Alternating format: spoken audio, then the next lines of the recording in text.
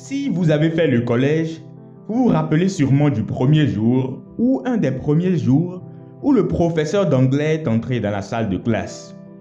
La première leçon de grammaire commençait par ces mots simple present, rule subject plus base verb plus object.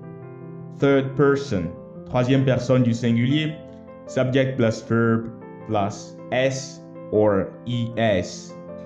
Ensuite suivaient des exceptions. Et de là, on écrivait quelques exemples.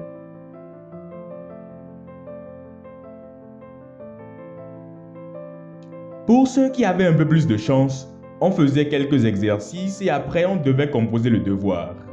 Les plus éveillés arrivaient à se rappeler du S ou du IS à la troisième personne, mais les autres oubliaient toujours et tout le monde semblait s'embrouiller par rapport à l'utilisation du does, de do ou de did dans les phrases interrogatives et négatives.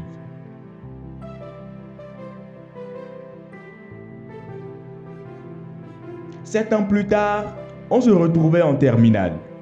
Ceux qui semblaient s'en sortir ne se dérangeaient pas pour avoir 18, 19 ou 20 sur 20.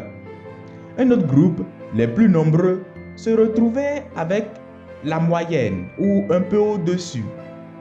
Et un dernier groupe maudissait la langue parce qu'ils se retrouvaient à utiliser leurs notes dans d'autres matières pour combler l'anglais dont le trou pour certains était quand même considérable.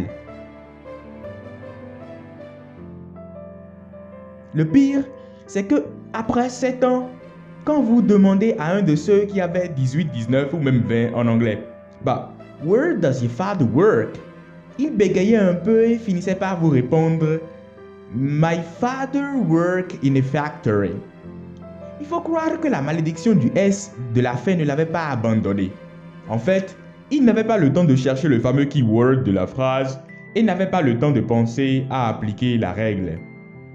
Dans le même temps, lorsque nous naissons, même pour ceux qui ne savaient absolument rien du français avant d'entrer au CI, ils peuvent déjà bien utiliser la grammaire dès le CE1 ou même le CP pour les plus éveillés.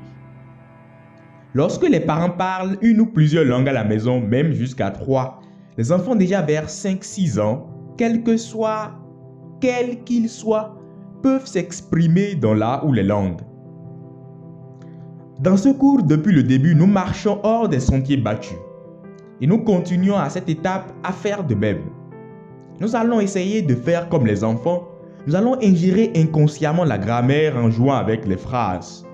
Et pour cela, il faut bien comprendre comment le processus se déroule chez les enfants. Le premier élément crucial, c'est qu'ils n'apprennent que de ce qu'ils perçoivent comme input, comme entrée, comme élément compréhensible.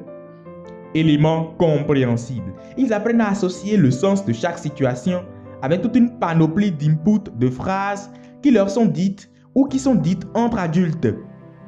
La seule condition pour qu'ils apprennent quelque chose, c'est qu'ils aient assez d'éléments de contexte pour construire le sens de la situation et hop, cela constitue de la matière pour leur machine à parler. Cela veut dire que nous allons faire très peu attention aux règles et beaucoup plus attention aux inputs, aux entrées que nous pouvons comprendre. C'est l'une des raisons pour lesquelles l'étape précédente nous a amené à apprendre les mots les plus fréquents de la langue.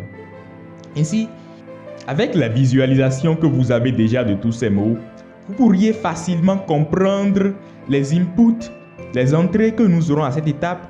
Nous allons exploiter ces entrées des phrases, des textes, afin de nourrir votre machine à parler qui va intégrer par elle-même les règles de grammaire.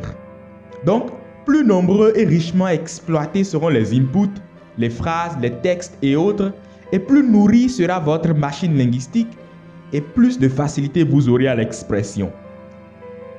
La vidéo suivante aborde comment nous aurons ces inputs et comment nous les exploiterons richement de façon très concrète.